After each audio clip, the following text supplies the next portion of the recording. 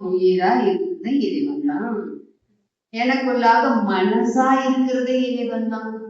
அதனாலதான் என்ன சொன்னார் திருமூலர்? உள்ளம் பெரும் கோவில். உள்ளம் பெரும் கோவில் சொல்லிட்டு போயிட்டாரு. உள்ளம் பெரும் கோவில். கோவில் எப்படி வச்சிருப்போம்? எப்படி வச்சிருப்போம்? சுத்தமா வச்சிருப்போம். நம்ம இருக்கிற சாயந்தரம் ஒரு பீரோக்குள்ள வச்சிருக்கா கூட அந்த பீரோ கூட நீட்டா இருக்கும். ஆனா மத்த இடமெல்லாம் கடற்கரை அப்படித்தானே? அப்ப இந்த உள்ளம் பெரும் கோவில் அப்படின்னா இந்த கோவிலை நாம எப்படி வச்சுக்கணும்? ஒரு பெட்ரோல் பெனாயில் போட்டுக்கணும், இல்ல ப்ளீச்சிங் பவுடர் போடலாம். அப்ப உள்ளம் பெரும் கோயில் எப்படி இருக்குன்னா அசுத்தமா இருக்கு. ஒரு ஊர்ல ராசப்பா அப்படிங்கிற ஒரு சிற்பக்கலை ஓவியர், சிற்பமும் செதுக்குவார், ஓவியம் சூப்பரா தத்ரூபமா வரையக்கூடிய ஒரு ஓவியர் இருந்தாங்க. அவர் ஒரு அழகான தெய்வீகமான ஒரு முகம் அப்படி வரையணும். அது எல்லாரும் கும்புற அளவுக்கு அந்த முகம் அமையணும். அந்த மாதிரி ஒரு ஆளு தேடிட்டே இருக்கிறார். அப்படி தேடிட்டே இருக்கும்போது கடற்கரையில ஒரு குழந்தை, ஒரு 6 வயசு குழந்தை, அவ்வளவு அழகு, அப்படியே ததும்புது காந்த கடம். நம்ம குழந்தைகள்லாம் இப்ப பெருசாயிட்டு ஓட்டவும் கோங்கு அப்பளம் போல இருக்கு. அதே பாருங்க, குட்டி குழந்தைகளை எல்லாம் கொஞ்சம் சும்மா சாதாரண ரோட்ல பட்டு குட்டி குழந்தைய பார்த்த கூட என்ன பண்றோம்? இருக்காங்க கிள்ளி கிள்ளி அப்படின்னு. ஏன்? அதுக்குள்ளாக எந்த ஒரு கோபம், பொறாமை, உணர்ச்சி எந்த இதுவுமே கிடையாது. ஒரே சிரிப்பு, அவ்வளவுதான். காந்தம் ஃபுல் எனர்ஜியில இருக்கு. அதனால அதை என்ன பண்றது? பார்க்க அழக. அப்ப அந்த 6 வயசு குழந்தை முகத்துல அவ்வளவு அழகு. அப்படியே அந்த குழந்தைய உட்கார வச்சு அந்த படத்தை வரைகிறாரு. ஊரே பாராட்டு, தெய்வீகமா இருக்கு, அவ்வளவு அழகு இந்த முகம் அப்படின்னு சொல்லி அதை கும்புற அளவுக்கு ஆயிப்போச்சு அந்த சிலையில. அந்த சிலையும் அந்த அழகான அந்த சிற்ப கலையில அந்த ஓவியத்தை வரைஞ்சி அந்த ஓவியம் வரைஞ்சதும் அவ்வளவு பிடிச்சு போச்சு ஊருக்கு, இவனுக்கு, எல்லாருக்கும். அதே இந்த பக்கம் அவன் என்ன நினைச்சுதான், ஒரு பக்கம் இந்த மாதிரி, இன்னொரு பக்கம் ஒரு கொடூரமான முகம். பார்த்தாவே எப்படி இருக்கணும்? டெரரா கொடூரமான ஒரு முகம் இந்த பக்கம் இருக்கணும். இப்படி இதை ரெண்டையும் ஒரே கல்லுல நான் வரையணும் அப்படின்னு அவனுடைய நீண்ட நாள் ஆசை. இந்த 6 வயசு குழந்தைய வச்சு ஒரு பக்கம் வரைஞ்சிச்சு. ரொம்ப அற்புதமா தெய்வீகமா அமைஞ்சிருச்சு. இன்னொரு டெரர் முகத்தை தேடிக்கிட்டே இருக்கிறான். தேடுறான். அவனுக்கு டைம் இல்லை, ஒத்து வரல. அப்படியே இப்படின்னு ஒரு 15-20 வருஷம் ஓடி போச்சு.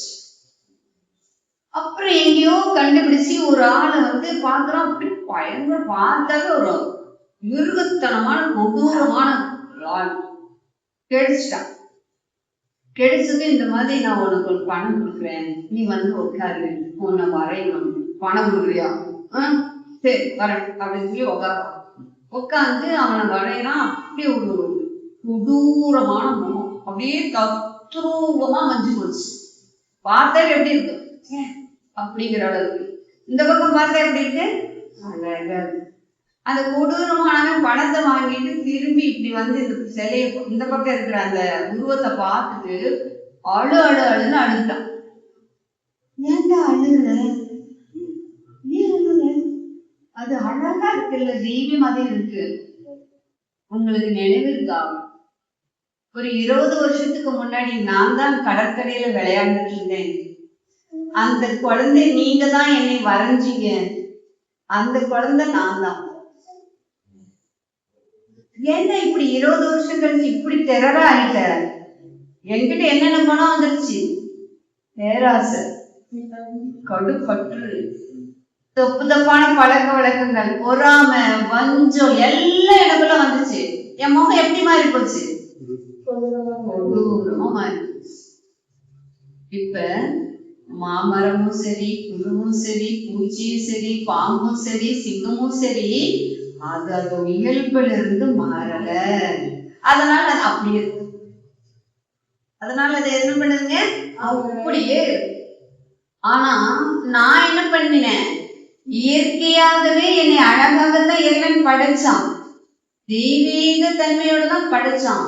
ஆனா நான் என்ன பண்ணிட்டேன், எனக்குள்ளாக தேவையற்ற குணங்களை எல்லாம் உள்ள வச்சுட்டு என்னை நான் என்ன மாத்திட்டேன், டெரரா மாத்திட்டேன். இப்ப இயற்கை தப்பா, நான் தப்பா? அப்ப என்னுடைய அறிவு தெய்வமா மாறணுமா இல்ல டெரரா மாறணுமா? அப்ப தெய்வமா மாறணும் அப்படின்னா நான் எப்படி இருக்கணும்? அன்பு, கருணை. இந்த அன்பு கருணை ரெண்டும் நம்ம கிட்ட எப்ப வெளியே போச்சோ, அன்பு எப்படி யாருக்கிட்ட வரும்? இப்ப சாதாரண அன்பு நமக்கு இல்லைன்னு சொல்ல முடியாது. நம்ம பிள்ளைய பார்த்து அன்பு வருதுல்ல, நம்ம பெற்றதுல பார்த்து அன்பு வருதுல்ல. அதே அன்பு யாருக்கிட்ட இருக்கணும்? அடுத்த குழந்தைகிட்டே இருக்கணும். இருக்குதான்னு பாருங்க. நம்ம மாமாவோ இல்ல சித்தப்பாவோ இல்ல சொந்தக்காரங்களோ யாரோ வந்து பாதிலிருந்து வந்துருக்காங்க, ஒரு பேக்கெட் 1000 ரூபா பிஸ்கட்டு, 1000 ரூபா ஸ்வீட், 1000 ரூபா மிட்டாய், எல்லாம் காஸ்ட்லி.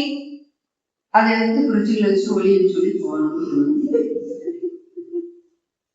அது பையனுக்கு கொடுக்கும்போது அவனுக்கு தெரியாது, அவன் ஃப்ரெண்ட்ஸோட ஜாலியா விளையாடுவான் அப்படின்னு கூப்பிட்டு அவன்கிட்ட அந்த மிட்டாய் இங்கே வாங்கி இங்கே போட்டு அவன் என்ன பண்ண போட மாட்டான். என்ன வேலை தெரியுமா, என்ன வேலை தெரியுமா சொல்லி கொடுத்தது எனக்கு. இப்ப தப்பு எங்க இருக்கு? அவன் பெருசாயும் என்ன பண்ணுவான், அதேதான் பண்ணுவான். நம்ம குழந்தைய தப்பாதானே நம்ம குழந்தைய வளர்க்கணும். 1 வயசு 1.5 வயசு தடுமாறி எந்திரிச்சு நடக்குது, தடுமாறி நடக்குது. அது நடக்கும்போது போய் செவுத்துல முட்டிக்குது, இல்லைன்னா கதவுல போய் முட்டிக்குது, எங்கேயோ ஒரு பக்கம் முட்டிக்கும். அது குழந்தைன்னா அப்படிதான். அது முட்டின உடனே வீர் வீர் வீர்னு கத்தும். ஓடி போய் என்ன சொல்றீங்க, அச்சோ பாப்பா விழுந்துட்டுதான், இந்த கதவை இடிச்சுட்டு அடித்தாங்கமே, அடிச்சிடலாமா, இந்த கதவை நான் அடிச்சிடலாமா அப்படின்னு டப்பு டப்புன்னு அடிச்சீங்கன்னா அதோட பாத்துருக்கீங்களா? யார் மேல தப்பு? இடிச்சுட்டு யாரு? நம்ம குழந்தை. அப்பயே நீங்க என்ன சொல்லிருக்கணும், சுச்சோ தங்கமே, இனிமே இங்க வரும்போது பார்த்து வட செல்லம், இது கதவு இங்கதான் இருக்கும், நீ பார்த்து போகணும் அப்படின்னு சொல்லலையே. நம்ம என்ன சொன்னோம், கதவு இடிச்சிருச்ச உடனே 4 அடி அடிச்சிடலாமா? அப்ப அவனே சொல்லுவோம், ஓ தப்பு நம்ம பண்ணாலும் பரவாயில்ல, அடுத்தவங்க மேல பழி போடணும், ரெடியா அப்படிதானே சொல்லி கொடுத்தோம். ஆனா பெருசாயி தப்பு பண்ணி அவங்க மேல சொன்னா கூட, இப்படியா உன்னை பெத்தேன், நான் இதுக்கா உன்னை வளர்த்தேன் அப்படின்னு நான் குழம்புறீங்களே, இது எந்த விதத்துல நியாயம் கேட்கு. இப்படியாகத்தான் நம்ம ஒவ்வொரு விஷயத்துல என்ன பண்றோம், தவறுதலாகவே நம்ம இருக்கிறோம். அப்ப இந்த அறிவு எனக்குள்ளாக தெய்வமாக இருக்கும்போது என்னுடைய நிலை என்ன அப்படின்னு சொல்லும் போது, அந்த இறைநிலைதான் என்னுள்ளும் அறிவாக இருக்கிறது என்பதை எப்பொழுது உணர்ந்து கொள்கிறோமோ அப்பயே நமக்குதான் இருக்கு அப்படிங்கறது நமக்கு தெரியல. எனக்குள்ளாக அந்த தெய்வம் இருக்கு அப்படிங்கிறத நான் தெரிஞ்சுக்கல. சாந்தி அழகா ஒரு உதாரணம் சொல்லுவார் இந்த அறிவே தெய்வத்துக்கு. ஒரு ரயில் பெட்டி பயணம் செஞ்சுட்டு இருந்தாங்கம்மா, ஒரு பெரிய பணக்காரன். டக்குன்னு இன்னொருத்தன் ஏறிட்டான், அந்த ஏசி கம்பார்ட்மெண்ட்ல இன்னொருத்தன் ஏறிட்டான். இந்த 2 பேர் மட்டும் அந்த பயணம் பண்றாங்க. இவர் என்ன பண்றாரு, பணத்தை எண்றாரு, மறுபடியும் வைக்கிறாரு. இவர் பணத்தை எண்ணும் போது எதுக்காக இருக்கிறவன் என்ன பண்றான், பாத்ரூம்குள்ள போயிடுறான். திரும்பி வரும்போது இவர் பாத்ரூம்குள்ள போகும்போது இவன் தொலைகிறான்.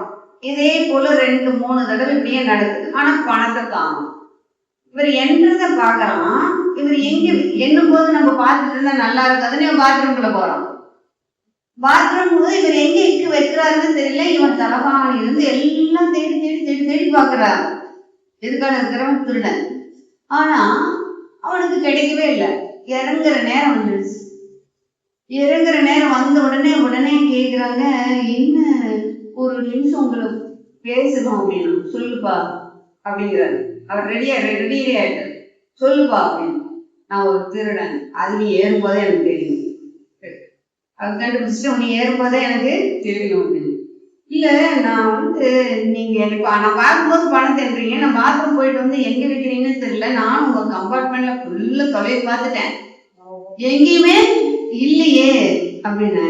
எனக்கு தெரியும் நீ வந்து என் பெட்டி தான் தேடுவேன், அதனால உன் தலைவாணி எடுத்து வச்சுட்டேன். எப்பயுமே என்ன பண்ணுவோம், இறைவன் எங்க இருக்கான் அப்படின்னா நமக்குள்ளாக இருக்கிறத நம்ம என்ன பண்ண மாட்டோம், தேடவே மாட்டோம். மத்தவங்களை குறை சொல்ல ஒரு பேப்பர் ஏர்போர்ட் சீட் கொடுத்து பக்கத்து வீட்டுக்காரனை பத்தி ஒரு 2 பக்கம் எழுதி கொடுன்னு சொன்னா பத்தாது, 10 பேப்பர் எழுதலாம், அவ்வளோ இருக்குது அவன் மேல போற, அவ்வளோ எழுதி எழுதி எழுதி எழுதி கொடுப்போம். அதுவே உங்களை பத்தி எழுதுங்கன்னா என்ன சொல்லுவீங்க, என்னங்க என்னை பத்தி எழுதுறேன், எப்ப இந்த மன்றத்துக்கு வந்தனோ அப்பயே எனக்கு எல்லாம் போச்சு அப்படின்னு சொல்லி உண்மைதானே, அப்படியே எல்லாம் சொல்லிப்போம். ஆனா இறையாற்றல் என்ன பண்ணுது, நல்ல கவனிங்க, இந்த அறிவுதான் தெய்வம் அப்படிங்கிறத உணர்ந்து கொள்வதற்கு சாந்தி ஒரு டெக்னிக் என்ன சொல்றாரு அப்படின்னா, ஒரு முழு மனிதன் எப்படி இருக்க வேண்டும்னா முதல்ல இயற்கையை ரசிக்கணும். முதல்ல இயற்கையை ரசிக்கணும். இயற்கையை ரசித்து அதன் பின் அறநெறி வாழ்க்கை வாழணும். இப்படி வாழணும், அறநெறி வாழ்க்கை வாழணும். அந்த அறநெறியில் நின்று ஒழுகும் போதுதான் அவன் மனம் என்னாகிறது, முழுமை பெற்ற மனிதனாகிறான் அப்படின்னு சொல்றார். இயற்கை ரசித்தல், அறநெறி அறநெறி நின்றல், அந்த நின்றலின்படி வாழ்தல். அந்த நின்றலின்படி என்ன பண்ணணும், வாழணும். அப்ப அறநெறினா முதல்ல என்ன, ஒழுக்கம், கடமை, கடமை, ஈகை. ஒழுக்கம், கடமை, ஈகை. ஒழுக்கம்னா முதல்ல என்னது, எண்ணம், சொல், செயலால். தனக்கோ பிறருக்கோ, தற்காலத்திலோ பிற்காலத்திலோ, உடலுக்கோ உடல் உணர்ச்சிக்கோ துன்பம் தரா. இந்த துன்பம் தராத செயல் ஒண்ணு இருந்தா அங்க உங்களுக்கு அறநெறி தவறுமா? அப்ப துன்பம் தருவது அப்படின்னா நமக்கு நம்ம வீட்டுல இருக்கிற மனைவியா அல்லது கணவனா குழந்தைகளா மாமனாரா மாமியாரா இருக்கிறத யாரு, கடவுள் தானே. ஆனா ஏத்துக்க முடியுதா? அது மட்டும் முடியாது. அப்படித்தானே வாழ்றோம். அது மட்டும் கொஞ்சம் நம்மளால என்ன பண்ண முடியல.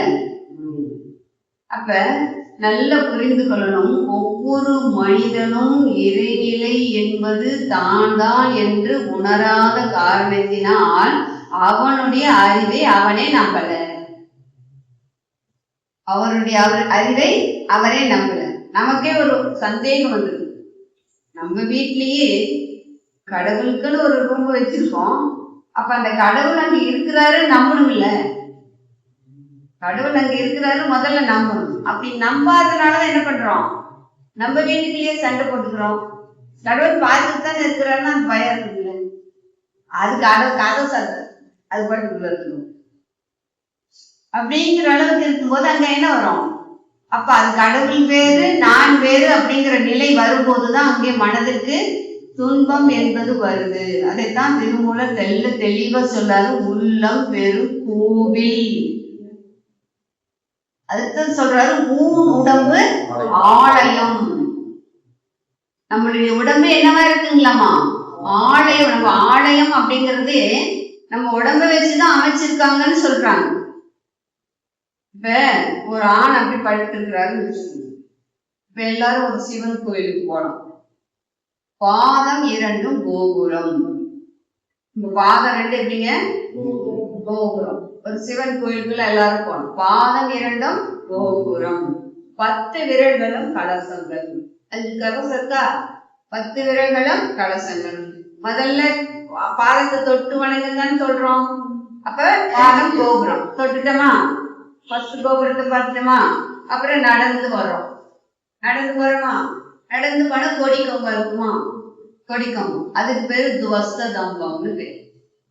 இந்த கொடிக்கம்பம் தான் அதுல ஒரு ஆண் 10 மாதத்தில் ஒரு குழந்தையை தரக்கூடிய வல்லமை உண்டு. அதனாலதான் அந்த கோயிலுக்கு அந்த தோசை சமயத்துல என்ன பண்றோம்? கொடி ஏத்துறதா இருந்தாலும் சரி, கம்பம் போடுறதா இருந்தாலும் சரி, 10 நாள் விழா கொண்டாடுறோமா? 10 நாளைக்கு முன்னாடியே பூச்சாட்டுறோம், 10 நாளுக்கு முன்னாடியே கம்பம் போடுறோம், கொடி ஏத்துறோம், 10 நாள் விழாவா கொண்டாடுறாங்களா? அப்படி கவனிங்க. 3 உடம்பு ஆலயம். அப்ப கொடி கம்பத்தை கும்பிட்டுட்டோமா? கொடி கும்பிட்டதும் அதுக்கு பக்கத்துல இருக்கிறது என்னதுங்க? பலிபீடம். பலிபீடம். இந்த பலிபீடம் அப்படிங்கறத நம்முடைய அடிவயிறு. இந்த வயிறு தான் பலிபீடம். பலிபீடத்தை தாண்டி என்ன இருக்குங்க? நந்தி. நந்தி படுத்திருக்கிறாரா? நத் என்றால் ஆகாரம், தீ என்றால் அதை எரிக்கும் சக்தி, அதுதான் நந்தி அப்படின்னா. தீ என்றால் அதை எரிக்கும் சக்தி, நந்தி. அப்ப இந்த 2 கொம்பு, இந்த வயிறு. வயிறு கொஞ்சம் மேடா இருந்துச்சுன்னா இது படுத்துருக்கு நந்தி. இது நந்தி. பார்த்துட்டோமா? இப்ப நந்திக்கு நேரம் அப்படியே போறோமா? போன உள்ளுக்குள்ள சிவன் இருக்கிறாரா? அவர் கொஞ்சம் இருட்டுல தான் இருப்பாரு. ஒரு விளக்கு மட்டும் உள்ளுக்குள்ள அதிகமா லைட் போட்டுருக்க மாட்டோம் இல்லையா? நம்ம நாக்கு மடிச்சு அப்படி வச்சோம்னா அந்த நாக்கு என்னது? லிங்கம். கண்ணடியில போய் பாருங்க. அந்த நாக்கு லிங்கம். இப்ப நம்ம உடம்புக்குள்ளே பார்த்துட்டோம். கோயிலுக்கு வந்துட்டோமா? கோபுரத்தை பார்த்தோம், நடந்து வந்தோம், கொடி கம்பத்தை பார்த்தோம், பலிபீடத்தை பார்த்துட்டோம், நந்தி குண்டாச்சி, லிங்கம் இருக்காரா?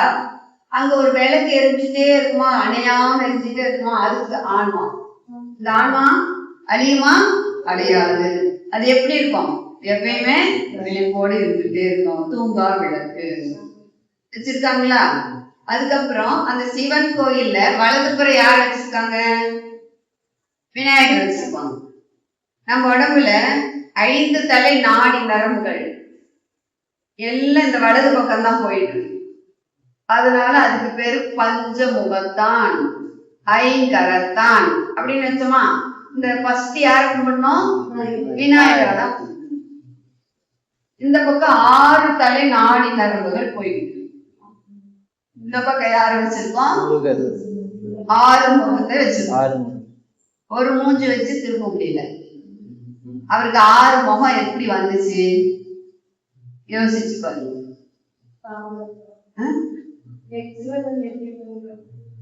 தாமரை அதெல்லாம் விட்டுருங்க. நல்ல நம்ம மனநல கலைக்குள்ள வந்துட்டோம்ல. இப்ப 6 முகம் ஏன் வந்தது? கொஞ்சம் சிந்திச்சுப்பா. அவருக்கு கந்த கடவுள்னு பேரு, ஆனா அவருக்கு காந்த கடவுள்னு பேரு. அவருக்கு என்ன கடவுள்? காந்த கடவுள். காண போகல கந்த கடவுள் ஆக்கிட்டாங்க. அவருக்கு பேரே காந்த புராணம். கந்த புராணம் அல்ல, காந்த புராணம். நம்ம உடம்புல என்னென்ன காந்தத்துல என்னென்ன ஒளி இருக்கு? அழுத்தம், ஒளி, மொழி, சுவை, மனம். இதை உணர்ந்து கொள்ளக்கூடிய மனம். 6 என்னவா இருக்கு? காந்தமா இருக்கு. 6 என்ன தன்மையா இருக்கு? காந்தமா இருக்கு. உடம்பு முழுசும் ஜீவகாந்தம் ஓடிக்கிட்டே தான் இருக்கு. அதுல ஏதாவது சந்தேகம்னா கிடையாது. ஆனா அதே ஜீவகாந்தம் காதுக்குள்ள போனா மட்டும்தான் கேக்குது.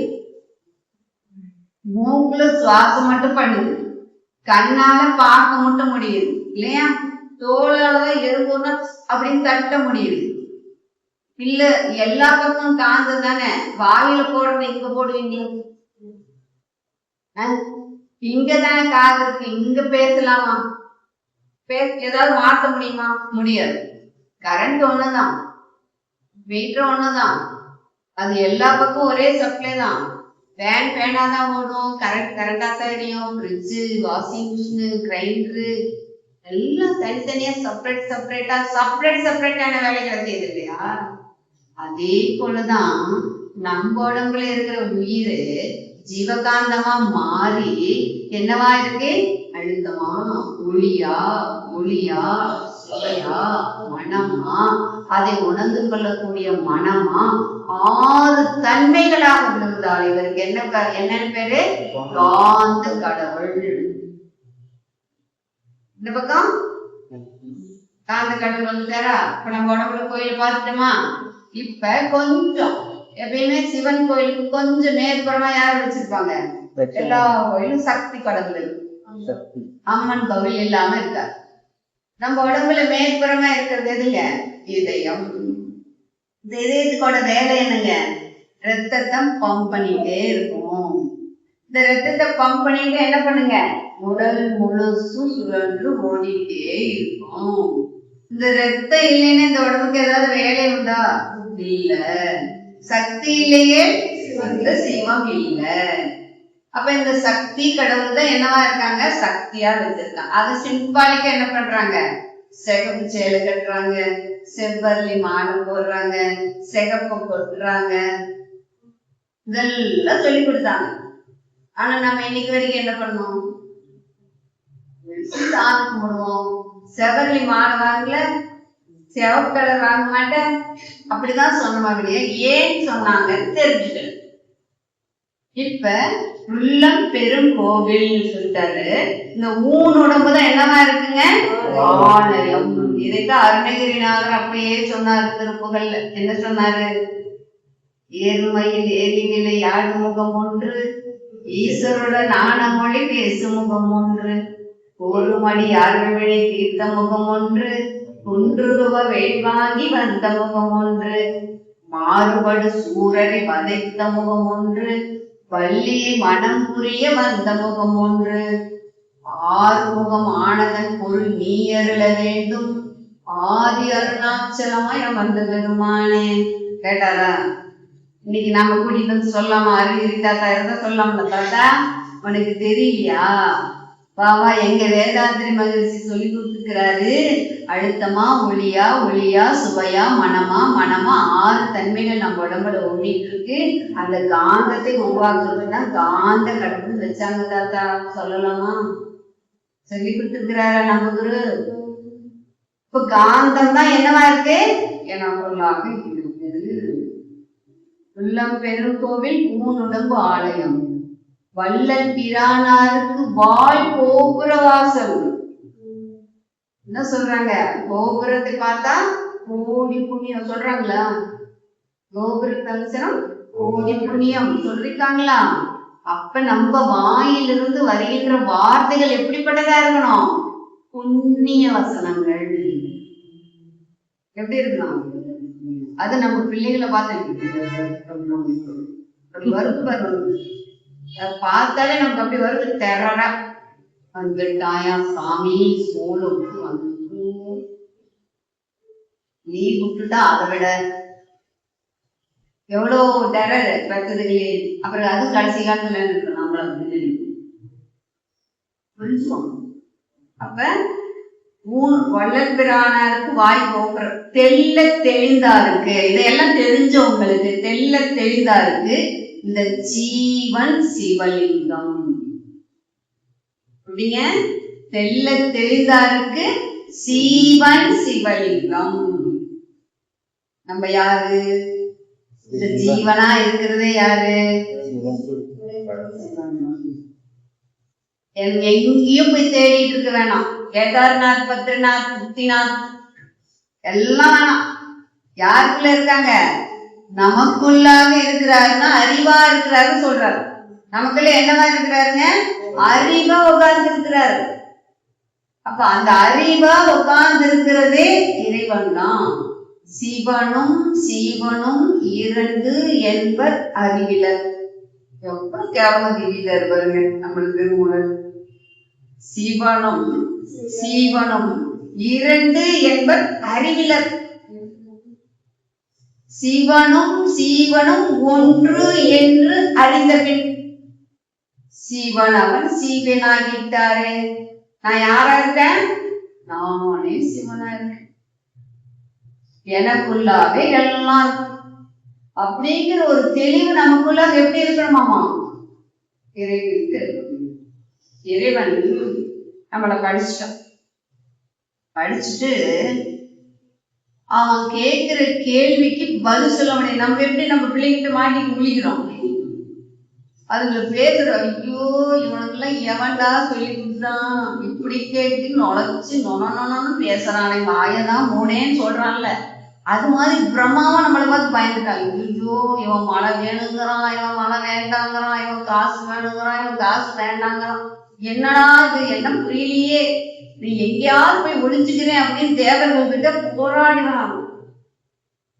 இறைவா நீ எங்க போய் ஒளிஞ்சுவோம், மலை மேல போய் ஒளிஞ்சுடுமா, ரொம்ப உயரமான மலையில போய் இமயமலை மேல போய் உட்காந்துக்கிடுவான். அவன் பயங்கர டெக்னிக்காரன், எப்படியே ஹெலிகாப்டர் எப்படியாவது வந்து உன்னை மறுபடியும் பார்ப்பான். ஐயோ இல்ல கடலுக்குடியில போய் உட்காந்துக்கிடுவான். நீர்மூழ்கி கப்பல்லாம் கண்டுபிடிச்சான், அதை வச்சு கூட வந்துடுவான். நான் என்னதான் கண்டுட்டோம்னா ஒரே ஒரு டெக்னிக் சொல்றாங்க ஒரு முனிவர். என்னையா சொல்ற? அவன் மனசுல போய் கொண்டு மனசுல கொண்டுட்டா அவன் மனசு திரும்பியே பார்க்க முடியும். அவன் எப்பயுமே வெளியிலே தான் அழைச்சிட்டு இருப்பான், அவனுக்குள்ள அவன் பார்க்கவே மாட்டான் அப்படின்னு சொன்னாராம். அப்படியா? அப்படின்னா நீ போய் உட்காந்து அவன் எப்பயும் அவனுடைய மனசை அவன் பார்க்கவே மாட்டான். அதனாலதான் கடவுள் எங்க வந்து உட்காந்துட்டாரு? நம்ம மனசா வந்து உட்காந்துட்டாரு. இப்ப சொல்லுங்க, உங்க மனசா இருக்கிறதே யாருப்பா? நம்புறீங்களா? இந்த இறைவன் எப்பயாவது தப்பு பண்ணலாமா? பண்ண தப்புக்கு என்ன பண்ணலாம்? பாவமணி கேட்கலாமா? அதுக்கு ஒத்துக்க மாட்டாரு. செஞ்ச தப்புக்கு என்ன பண்ணோம்? தண்டனை அனுபவிச்சே தீரணும். செய்த தவறுக்கு தண்டனை அனுபவித்தே தீரணும். எதுக்கு நீதி? இதுல எந்த விதமான மாற்றம் இல்லை. ஆனா நம்மள என்ன நினைச்சிருக்கோம்? இந்த பிறவியே ரொம்ப அல்பமா நினைச்சிட்டு இருக்கோம். இவ்வளவு அறிவான தெய்வமாக நமக்குள்ளாகவே இறைவன் இருக்கிறார் என்பதை அறிவதற்காகவே இந்த மனித பிறவி வந்தது, சாதாரண பிறவி அல்ல. அதுதான் அவை பாட்டி என்ன சொன்னாங்க? அரிது அரிது அதனினும் அரிது நீங்கி பிறகு அதனினும் அரிது நாணமும் கல்வியும் நயத்தல் அரிது. நாணமும் கல்வியும் நயந்த காலை தானமும் தவமும் தான் செய்த கருதுன்னு சொல்லிட்டு போயிட்டார். யார் ஒருத்தர் தவத்தோட அறநெறி வாழ்க்கை வாழ்றானோ அவன் வாழும் வாழ்க்கை எப்படிப்பட்ட வாழ்க்கையாமா? சொர்க்கமா. தெரிஞ்சுதான் இருக்கு, படிச்சுதான் இருக்கும், ஃபாலோ பண்ணி கஷ்டமா. நம்ம வாட்ஸ்அப் கையில் எடுத்துட்டோம்னா இதை ஆஃப் பண்ணிடலாம் அப்படின்னு தான் இந்த அறிவு சொல்லுது. இல்லை பார்க்க கூடாது, நல்ல புத்தகங்கள் சிந்தனை பண்ணணும், மகிழ்ச்சி கருத்துக்கள் ஆராய்ச்சி, நல்ல தவம் பண்ணணும் அப்படின்னு ரொம்ப ஆசையா இருக்கு. இங்க வந்தா அப்படியே ஒரு லயமாகி போகணும்னு அப்படி ஆசை இருக்குது. ஆனா இந்த வாட்ஸ்அப் எடுத்து கையில வச்சா ரீல்ஸ் ஒன்னதான் பாக்குறோம். வணங்கு 2 மணி நேரம் போறதே தெரியல. ஆனா இந்த புக் எடுத்து பையில வச்சா 2 பக்கம் படிக்கிறதுக்குள்ள 10 கொண்டாய் வந்து அப்படி கொண்டாய் வருது, அப்படி வருது. என்ன சொல்றாங்கன்னே புரியல. சாந்தி நீ ஈஸியா சொல்லிட்டு போயிட்ட, நம்ம ஈஸியா சொல்லிட்டு போயிட்ட. எம்மட்டுக்கு ஏறமே மத்ததெல்லாம் ஏறு. இது எல்லாமே நம்மளுடைய சோம்பேறித்தனம். இது எல்லாமே நமக்கு என்னன்னு சொல்றாரு சாஞ்சி? சோம்பேறித்தனம்லாம் கேவலமா தெரியாது, ரொம்ப ஜென்னியானது. மனமது இயற்கை மாபெரும் விதியல்லோ, மனதிலே உலகெல்லாம் மற்றெங்கே தேடுவேன். மனதினை மயக்கினால் மயக்கத்தால் துன்பம், மனதினை உயர்த்தினால் மட்டிலா இன்பம். தெளிவா சொல்றாரு. நம்ம திட்டவே மாட்டாரு. மத்தவங்கள நிறைய கேவலமா திட்டுவாங்க. வள்ளலார் கூட இவ்வளவுதான் இல்லை அவ்வளோ திட்டுறாரு. நான் மகிழ்ச்சி தேடி ரொம்ப எளிய மனசை முதல்ல புரிஞ்சுதப்பா. உன் மனசா இருக்கிறது தெய்வம் தான். அறிவுங்கிறது வேற எங்கேயுமே இல்லை, உனக்குள்ளேயே தான் இருக்கு. அந்த அறிவை நீ என்ன பண்ணணும்? நல்ல தெளிவா புரிஞ்சுக்கோ. அதை புரிஞ்சுக்கிட்டீங்கன்னா நீ வாழ்க்கை மிக சிறப்பா இருக்கும். அந்த சிறப்பை உணர்ந்து கொள்ளக்கூடிய தெளிவான அறிவு உனக்கு எங்கேயும் கோயில போயிடாத. உனக்குள்ளாக அறிவா இருக்கு தெய்வம். அந்த அறிவை பத்திரமா பயன்படுத்தி நல்ல விதத்துல பயன்படுத்தும். கோபம், வஞ்சம், பொறாமை, குறை கூறுதல், எதிர்பார்த்தல், ஏமாற்றல் எதுவும் வேணாம். எது நடக்குதோ அதை நான் என்ன பண்றேன்? ஏற்றுக்கொள்கிறேன். நம்ம ஜாதக நூல்ல எல்லா பக்கமும் பார்த்தீங்கன்னா ஃபர்ஸ்ட் எடுத்த உடனே ஒரு வாசகம் போட்டுருக்கோம், படிச்சிருக்கீங்களா? ஜனனி ஜென்ம சௌக்கியானாம் பதவி பூர்வ புண்ணியானாம் போட்டுருக்காங்களா? போட்டுதான் எழுதுவாங்க. ஜனனி ஜென்ம சௌக்கியானா பதவி பூர்வ புண்ணியானா அப்படின்னு எழுதிடும். என்ன அர்த்தம் தெரியுமா? போன ஜென்மத்துல நீ என்னென்னலாம் பண்ணியோ, எப்படிங்க, போன ஜென்மத்துல நீ என்னென்னலாம் பண்ணியோ அதற்கு ஏற்றபடி இந்த ஜென்மத்துல உனக்கு வாழ்க்கை அமையும். அவ்வளவுதான். முடிச்சுட்டு வர அங்கேயே உள்ள சனி எங்க இருக்குது, திருநள்ளாறு போகணும், இந்த பரிகாரம் பண்ணலாம், அது நம்ம தலையெழுது. ஆனா அங்கேயே முடிச்சாரு, உன் வாழ்க்கைக்கு தான் அப்படின்னு. ஜோசிக்காருக்கு போய் ஏங்க 1 வருஷத்துல சரியா போயிடுமா, 2 வருஷத்துல நான் சரியா போயிடுமா, அதுக்கப்புறம் உனக்கே பழகி போயிடுமா? 2 வருஷம் கஷ்டப்பட்டு இந்த உடம்பெல்லாம் பழகி போயிடுமா? அப்படிதான் வாழ்க்கை போய்கிட்டு. அதையெல்லாம் விட்டுட்டு நம்முடைய வாழ்க்கை தெளிவா இருக்கணும்னா நமக்குள்ளாக இருக்கிற இறைநிலையை புகுத்த வாழ்க்கையை ஏற்றுக்கொள்ள பழகி கொள்ளுங்கள். நமக்கு வந்திருக்கிற கணவன் ஃபுல்லானாலும் சரி வாழ்க வளமுடன். வேற வழிகள் இந்த ஜென்மத்தில் இதோடதான் வாழணும்னு இருக்கு. நமக்கு வந்து வாச்சுது அப்படிதான். பண்டபஜேரியா இருந்தாலும் சரி, காயம் திறந்தா போச்சு அப்படின்னாலும் சரி, வாழ்க வளமுடன் போயிட்டே இருக்க. வேற வழி இல்லை. இதுக்காக வருத்தப்படி எல்லாருக்கும் தாங்க ஆசை. யாருக்கு இல்ல ஆசை? எல்லாரும் சினிமாவை பார்த்தா வாழ்க்கையே அமைச்சுக்கிறோம்.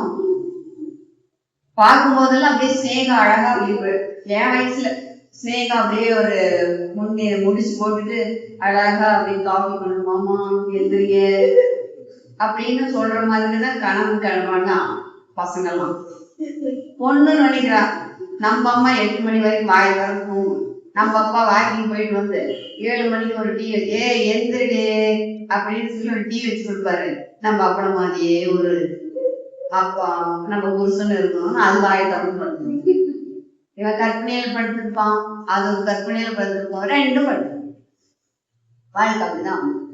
அதுக்காக வருத்தப்பட்டா ஒன்னால முடியுமானா முடியாது, அவ்வளவுதான். 2 பேரும் பேசி கலந்து என்ன பண்ணோம், ஒரு தெளிவு. இப்படி ஏற்றுக்கொள்ளக்கூடிய ஒரு மனவளக்கலை அப்படிங்கிறது நீங்க நினைக்கிற மாதிரி இங்க வந்த எல்லா பிரச்சனையும் தீர்வு அப்படின்னு நினைச்சுக்காதீங்க. பிரச்சனை வரும். இந்த பிரச்சனையை எப்படி சால்வ் பண்றதுங்கிற தெளிவு எல்லாருக்கும். இந்த மனசுங்கிற கூட்ட திறக்கிற சாவிய இறைவன் நம்ம கையிலேயே தான் கொடுத்துருக்கிறோம். ஆனா நாம என்ன பண்றோம், நம்ம கிட்ட சாவி இருக்குது, நம்ம போட்டு திறக்கவே மாட்டோம். அடுத்தவங்க போட்டு திறந்து பாக்குறோம். அந்த அக்கா பாத்தியா எப்படி படிச்சு எப்படி சம்பாதிக்கிற பாத்தியா, இந்த அண்ணன் பாத்தியா அமெரிக்கா போயிட்டான் பாத்தியா, 2 லட்சம் 5 லட்சம் சம்பாதிக்கிறான் பாத்தியா, வீடு வாங்கிட்டான் காடு வாங்கிட்டான். இவன் ஒரு கம்பெனியை கூட வைக்கலாம். அவனுக்கு சொல்லி சொல்லி சொல்லி சொல்லி என்ன பண்றான், அவனுடைய அறிவை கொடூரமாக மாற்றிக் கொண்டிருக்கிறோம். எல்லாருக்குள்ளும் ஒரு அறிவு இருக்குங்க. படிக்கிற பிள்ளை, படிக்காத பிள்ளை, அறிவாளி பிள்ளை, அறிவில்லை. படிக்காத பர்மீன் சுல்தானாவும் சொல்லுவோம், அவன் படிக்கலையோ அவன் தான் பெரிய தொழிலதிபராக இருப்பான். நல்லா படிச்சு ஃபர்ஸ்ட் மார்க் வாங்குறவன் அவன்கிட்ட வேலையா இருப்பான். எனக்கு ரொம்ப நல்லா படிக்கவே மாட்டான், மக்கு பையன், நீ லாக்கியே தான் திறந்துருப்பான், அவன் சூப்பரான தொழிலதிபராக இருப்பான். என் பையன் நிலைமை அப்படிதான். எங்க பையன் படிக்கவே மாட்டான். நான் அதுக்காக அழுதெல்லாம் இருக்கிறேன். இப்ப நினைச்சா சிரிப்பா வருது. நம்ம தேச கண்ணீரை தண்ணிட்டுமே. இன்னைக்கு அவன் ஒரு தொல்லை வச்சு ஜம்முன்னு உட்காந்துட்டான். இவருக்கு சொல்லி கொடுத்த வாத்தியார் வந்து பாக்குறாரு. பார்த்து சார் சார் சார் அவர் பார்த்துட்டே இருக்கிறாரு. அவர் இவெல்லாம் வேலையெல்லாம் பேசி இப்படிதான் அவ்வளவுதான் சார், கொஞ்சம் குறைச்சு கொடுங்க சார், கொஞ்சம் தைரியம் சார். நீங்களும் அப்படி சொல்லவே கூடாது. நான் யாரும் தெரியுதா சார்? நான் யாரும் தெரியல சார். 9th உங்ககிட்ட அடி வாங்க நவீன் தான் சார். நான் அவனோட நீயாடா அவ்வளவுதான் வாழ்க்கை. வாழ்க்கை சக்கரம் எப்படிங்கிறது யாரையும் கெஸ் பண்ணிட முடியாது. இவன் உருப்பட மாட்டான், இவன் உருப்படுவான்லாம் நம்ம என்ன பண்ணக்கூடாதுங்க. அவரவருக்குள்ளாக இருக்கும் அறிவு அவரவரை என்ன பண்ணும், வழி நடத்தும். முதல்ல கான்பிடன்ஸ் தான் தெரியும். எல்லாத்துக்கும் மூலம் யாருங்க? எல்லாத்துக்கும் மூலமா இருக்கிறது யாரு? தெய்வம் தான். சர்க்கரை எப்படி இருக்கும்? வெள்ளையா இருக்கும். உப்பு எப்படி இருக்கும்? வெள்ளையா இருக்கும். துத்தநாகம் எப்படி இருக்கும்? மயில் துத்தம் எப்படி இருக்கும்? அது வெள்ளையா தான் இருக்கும். இப்ப சர்க்கரை வச்சு எப்படி இருக்கும்? Taste super. உப்பு வச்சா கிடைக்கும். மயில் துத்தத்தை வாயில் வச்சீங்கன்னா டைரக்டா போய் சேர்ந்துடும். ஆனா மூணு வெள்ளையா தான் இருக்கு. ஆனா ஒவ்வொன்றுக்குள்ள என்ன இருக்குது? இனிப்பு, துவர்ப்பு, விஷம் அப்படிங்கிற அறிவாளியா இருக்குது யாரு? அதுதான் இறைவன். அப்ப அவர் உங்ககிட்டயே எப்படிதான் அறிவா இருக்கிறாரு, என்கிட்ட எப்படி இருக்கிறாரு? அறிவா தான் இருக்காரு. எல்லாருக்கும் ஒவ்வொரு அறிவு இருக்கு, ஒவ்வொரு திறமை இருக்கு. இதை உணர்ந்து கொள்ளக்கூடிய ஒரு தெளிவு நமக்குள்ளாக வந்தால் மட்டும் நம்ம எதை உணர மாட்டோம்? நமக்குள்ளாக இருப்பது இறைநிலைதான் என்ற உணர்வு நமக்குள் எப்பொழுதும் இருந்து கொண்டே இருந்தால் தப்பு செய்யும். தப்பு செஞ்சா பயம் வரும். தப்பு செஞ்சா என்ன வரும்? பயம் வரும். நம்ம கணவரையே ஒரு படிச்சு பேசிட்டோம், ஐயோ கடவுளே கடவுளே கடவுளே மனுஷன். ஒரு தடவை மகிழ்ச்சி கிட்ட ஒரு அம்மா ரொம்ப கஷ்டப்பட்டு ஒரு விஷயத்தை சொல்லிச்சான். ஆனா அது மகிழ்ச்சியா சிரிப்பு வந்துருச்சான். சாஞ்சி சொல்லுமா, நான் என் வீட்டை நீட்டா அழகா வச்சுக்கணும்னு ஆசைப்படுறேன். தப்பு இல்லையே, ரொம்ப சந்தோஷம், வச்சுக்கோமா, நல்லா வச்சுக்கோமா. என் கணவர் எனக்கு ஒத்துழைக்க மாட்டேங்கிறாரு. ஏமா? நான் நீட்டா செப்பெல்லாம் அடிக்க கஷ்டப்பட்டு எல்லாம் நீட்டா வச்சிருப்பேன். வந்தோன்னா அந்த ஷூ மண்ணோட அப்படியே தூக்கி விசிறுவாரு. எனக்கு டென்ஷன் ஆகுது சாமி. அடடா அப்படியா? நான் சொல்லி பார்த்துட்டேன், திட்டி பார்த்துட்டேன், சண்டை போட்டு பார்த்துட்டேன், அன்பா சொல்லிட்டேன், திருந்தவே மாட்டேங்கிறான். அப்புறம் புக் எடுத்தானா, ஒரு புக் எடுத்தா பிடிச்சு எடுக்கணும்ல சாமிஜி, எடுத்தா 10 புக்கு விடும், அப்படியே எடுத்து அப்படின்னு போறாரு சாமிஜி. அப்படியாம்மா? அடடா, ஒரு துண்டு எடுத்தா 10 துண்டு கீழே உள்ளது, அப்படியே விட்டுட்டு போட்டு எனக்கு டென்ஷன் ஆகுது சாமிஜி. இதுக்காக நான் சண்டை போட்டு எங்க வீட்டுல எனக்கு ஒரு கொத்து போகல சாமிஜி. என்ன பண்ணலாம்?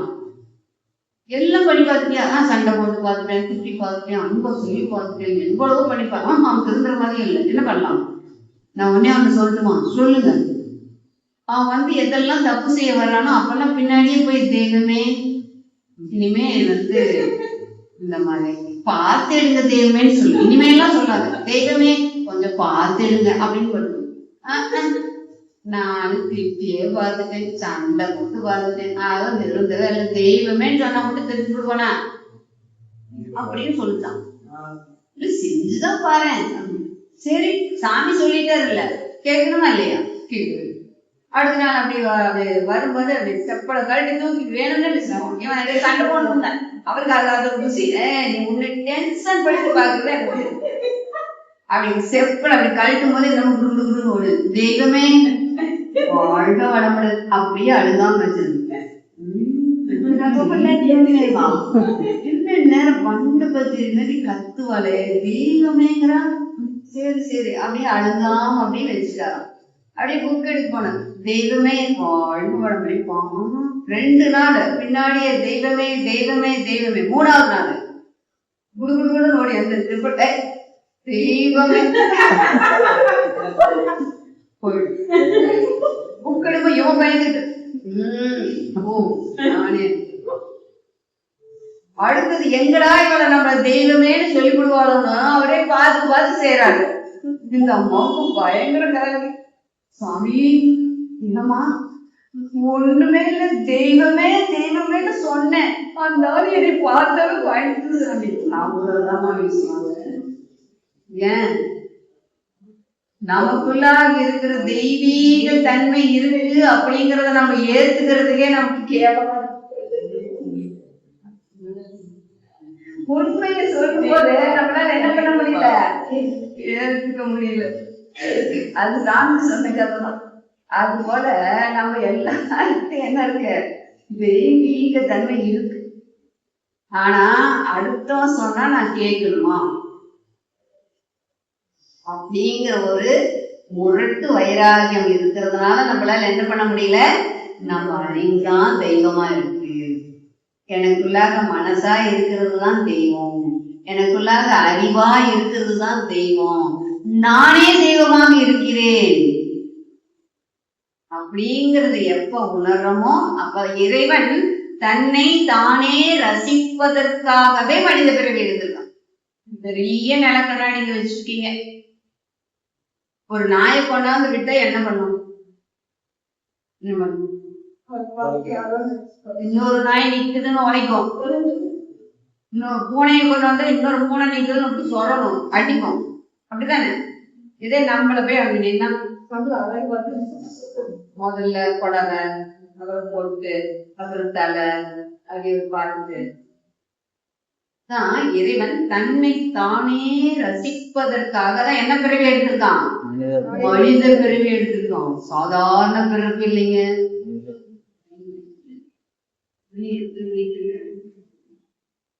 ஆமா 11:30க்கு பிரேக். 11:30 பிரேக்.